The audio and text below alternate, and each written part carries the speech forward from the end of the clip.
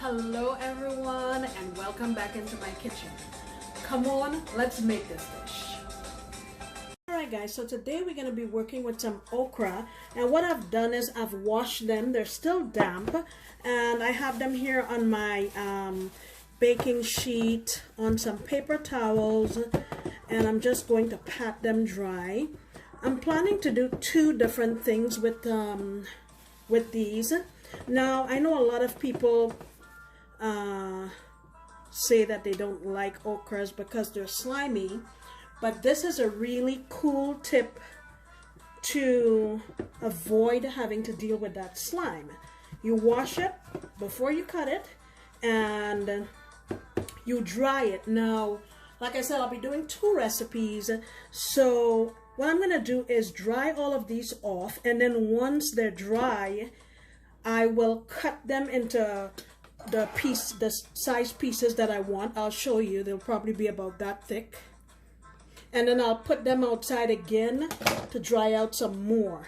So we'll do the first drying with them whole and a second drying with them cut into pieces, and I'll come back and show you what they look like then. Alright, so these have been sitting outside for about an hour, and now what I'm gonna do is cut them up to the size that I want, and you can see they're dry. Now if you're growing your own okra, it's important to know when to harvest these. Back home in the Caribbean, they always say if you bend it like that and it breaks like that, you know it's ready.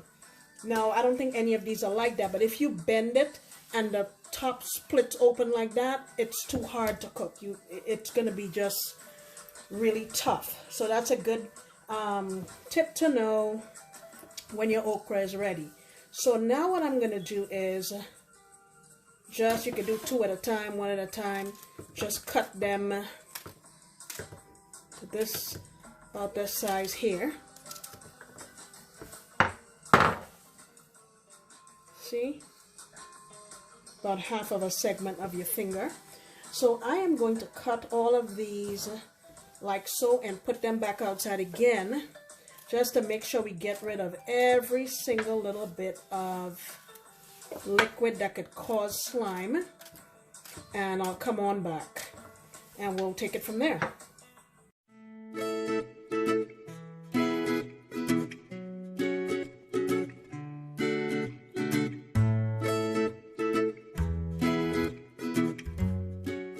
So my okra is nice and dry. You see it here on this plate.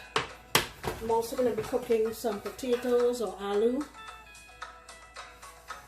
And in my pot here, I have a couple tablespoons of just regular oil. I think it's vegetable oil. I have 4 cloves of garlic and a small onion. Those are going to go in first. And I'm not really looking for it to be brown right now.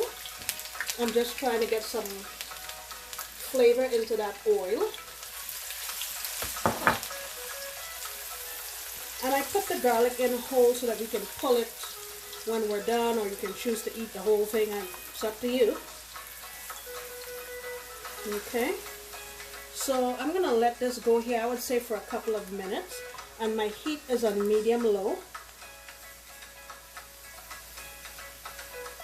I will come on back. Alright, so it's been a couple of minutes, and I have 3 russet potatoes that I cut into cubes, not that big.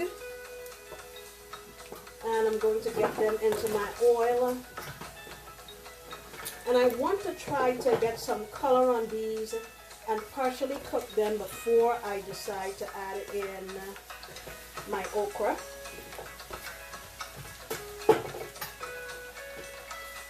Now guys, if you cook the okra the way I'm going to show you, it's not going to be slimy and everybody's going to love it. Black pepper. And I think another key thing to do if you're trying to avoid that slime is when you're cooking, don't cover your pot, because if you cover things, there's always steam involved, and then now you're going to end up having to deal with the slime. Okay? I'm adding in some turmeric. I'm going to say about a teaspoon. And I'm going to continue to go here on medium-low for, I don't know, maybe 7-8 minutes or so, and I'll come on back.